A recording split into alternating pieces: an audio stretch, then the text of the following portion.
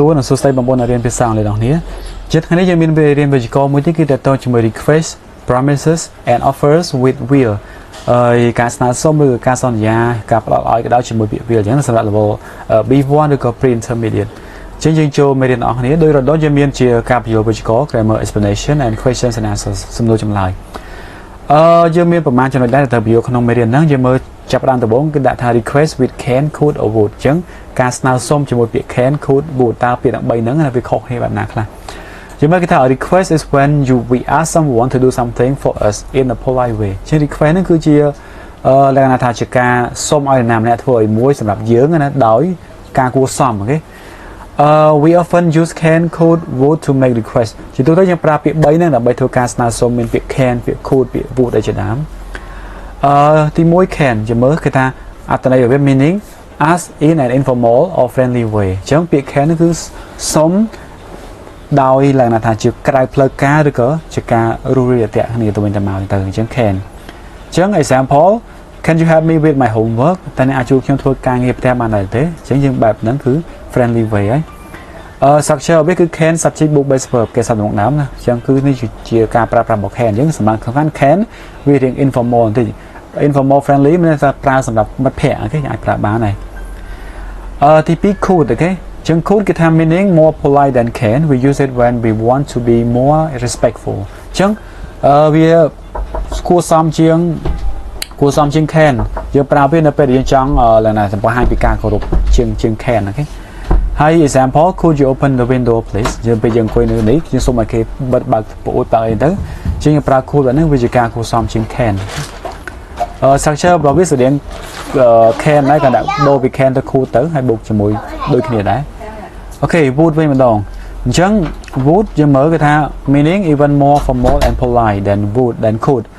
often used when we don't know the person well or want to sound very respectful អញ្ចឹងអត្ថន័យរបស់វាគួរសមហើយវាផ្លូវការទៀតជាង could ទៅទៀត could គាត់តែគួរសមឯនេះផ្លូវការហើយគួរសមជាទូទៅយើងប្រើវានៅពេលដែលយើងអត់ស្គាល់ណាម្នាក់ទេយើងអត់ស្គាល់មនុស្សនឹងច្បាស់ហើយយើងចង់ស្ដាប់ទៅគឺការគោរពខ្លាំងយើងចង់បង្ហាញពីការគោរពខ្លាំងយើងប្រើ would ទៅមិនត្រឹម could ទេ could វាអាចថានៅកណ្ដាលណាឧទាហរណ៍ថា would you mind closing the door តើអ្នកអាចបិទទ្វារបានដែរទេអញ្ចឹង would អានេះគាត់យើងប្រើជាមួយ would you mind បន្តិចហើយមាន verb ing structure របស់វាមាន2យើងប្រើ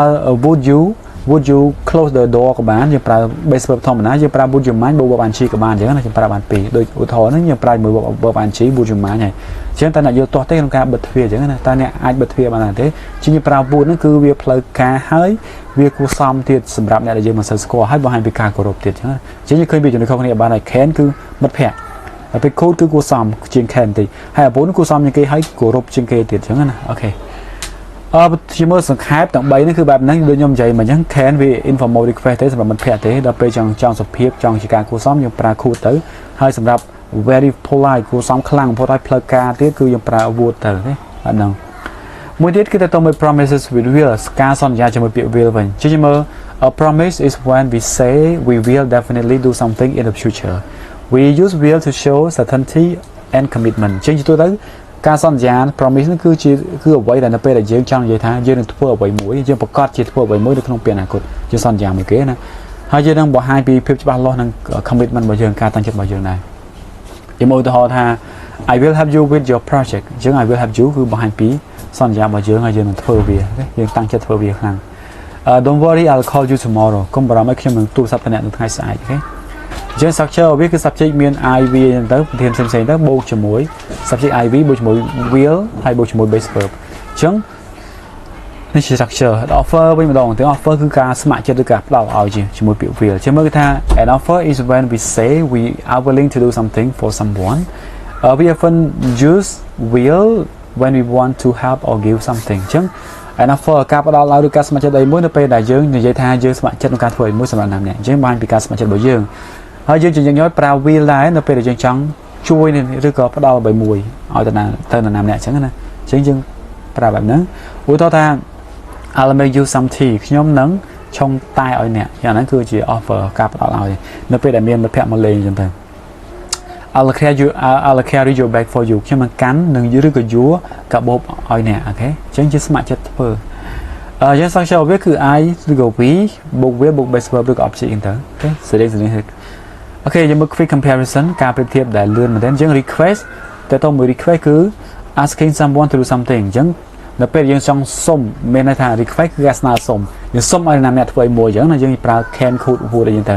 can you help me អានេះគឺជា request ហើយយើងប្រៀបធៀបខ្លីៗទេតែពេល promise សន្យា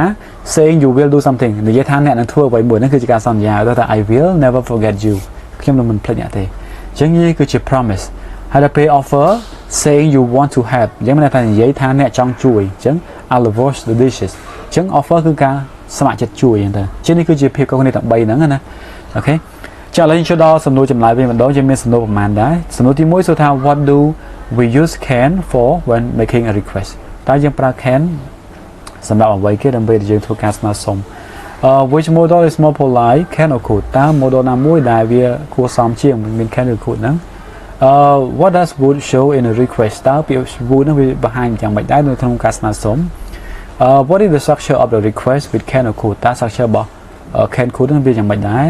ហើយទី5 which model do we use to make promises តើ model ណាមួយយើងប្រើដើម្បីធ្វើការសន្យាអូខេទី6 what does a promise mean តើពាក្យ promise មានយ៉ាងម៉េចអូខេទី7 how do we usually make offers in English តើយើងធ្វើការផ្ដល់ឲ្យហ្នឹងយ៉ាងម៉េចនៅក្នុងភាសាអង់គ្លេសអូខេទី8 what is the difference between a promise and an offer with will តើចំណុចខុសគ្នាយ៉ាងម៉េចរវាង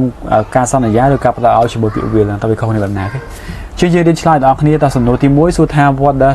what do we use can for when making a request តើយើងប្រើ can ដើម្បីអ្វីនៅពេលយើងធ្វើការ request ចម្លើយគឺ we use can for informal request អញ្ចឹងគឺ informal request example can you help me អញ្ចឹង can ជាទូទៅយើងប្រើវាគឺសម្រាប់តែ informal request ទេការស្នើសុំរៀងក្រៅផ្លូវការផ្លូវការវារៀងអត់សូវគួរសមទេអាចជាមិត្តភ័ក្តិរបស់យើងគេអាចប្រើបានចូលថាតើអ្នកអាចជួយខ្ញុំបានទេជាទូទៅ clear ហ្នឹងគឺយើងប្រើមួយមិត្តភ័ក្តិយើងទេអូខេទី2 which model is more polite can or could តើ model ណាមួយដែលគួរសមជាង can ឬ could ចម្លើយគឺ could is more polite than can អញ្ចឹង could វាគួរសមជាង can ទី3 what does would show in a request តើពាក្យ would ហ្នឹងបង្ហាញយ៉ាងម៉េចដែរនៅក្នុងការស្នើសុំគឺ would shows a very polite or formal request អញ្ចឹង would ហ្នឹងបង្ហាញពីការគួរសមខ្លាំងឬក៏ការស្នើសុំផ្លូវការបែបផ្លូវការទី4 what is the structure of a request with can or could តើ structure របស់ can could ហ្នឹងយ៉ាងម៉េចដែរចម្លើយគឺ the structure is can could plus subject plus base verb question mark អញ្ចឹងយើងត្រូវប្រើ base verb ដែរគេសិតក្នុងដើមអូខេទី5 which model do we use to make promises តើ model ណាមួយដែលយើងប្រើដើម្បីធ្វើការសន្យាចម្លើយគឺ we use will to make promises យើងប្រើ will ទី6 what does a promise mean តើពាក្យ promise ហ្នឹងមានន័យយ៉ាងម៉េចអញ្ចឹងA promise means we say we will definitely do something in the future អញ្ចឹង promise ហ្នឹងគឺមានន័យថាយើងនិយាយថាយើងនឹងប្រកាសជាធ្វើអ្វីមួយនៅក្នុងពេលអនាគតអូខេអានេះគឺជាការសន្យាទី7 how do we usually make offers in English តើយើងជាទូទៅធ្វើការផ្ដល់ឲ្យបែបណាដែរនៅក្នុងភាសាអង់គ្លេសចម្លើយគឺ we usually make an offers with will អូខេជាទូទៅយើងប្រើយើងធ្វើការផ្ដល់ឲ្យជាមួយនឹងពាក្យ will example I'll help you with your bagsខ្ញុំនឹងជួយអ្នកជាមួយនឹងកាបូបរបស់អ្នកនឹងជួយកាន់ជួយអីចឹងទៅអញ្ចឹង offer make offer យើងប្រើវាជាមួយនឹង will ទី8 what is the difference between a promise and an offer with will តើការសន្យាជាមួយនឹងការសន្យានិងការផ្ដល់ជាមួយ will ខុសគ្នាយ៉ាងម៉េចចម្លើយគឺ a promise is when we say we will definitely do a promise is when we say we will do something for sure in the future while an offer is when we say we are willing to help now អូខេចាំមួយវានឹងធ្វើនៅពេលអនាគតអាមួយទៀតនឹងស្ម័គ្រចិត្តធ្វើពេលឥឡូវវាខុសគ្នាពេលវេលាតិចដែរអញ្ចឹងគេថាសន្យានេះគឺនៅពេលដែលយើងនិយាយថាយើងនឹងធ្វើអ្វីមួយជាប្រកាសណានៅក្នុងពេលអនាគតយើងនឹងធ្វើមួយនេះសន្យាចំណែកឯការផ្ដល់ឲ្យការស្ម័គ្រចិត្តឲ្យគឺនៅពេលដែលយើងនិយាយថាយើងនឹងធ្វើអ្វីមួយនៅពេលឥឡូវអញ្ចឹងវាខុសគ្នាបន្តិចប៉ុណ្ណឹងអូខេយើងសរុបមកវិញយើងមាន8សំណួរហ្នឹងដើម្បីសួរឆ្លើយទៅទៅមេរៀនរបស់យើងសង្ឃឹមថាអ្នកអាចយកវាទៅសួរឆ្លើយហើយចាំមេរៀនរបស់យើងរបៀបប្រើ request មាន can could would ឯជាដើមហើយ promise និង offer ជាមួយវាក៏ដោយសង្ឃឹមថាអ្នកជួយអស់នេះច្បាស់ហើយឃើញពីចំណុចខុសគ្នារវាងពាក្យទាំងពីរហ្នឹងទាំង3ហ្នឹងអូខេតើពាក្យ request promise និង offer ហ្នឹងខុសគ្នាយ៉ាងម៉េចទេអញ្ចឹងមេរៀនរបស់យើងការបញ្យល់ហើយនឹងសំណួរចម្លើយមានតែប៉ុណ្្នឹងទេអរគុណច្រើនជួបគ្នានៅមេរៀនបន្តទៀត Thank you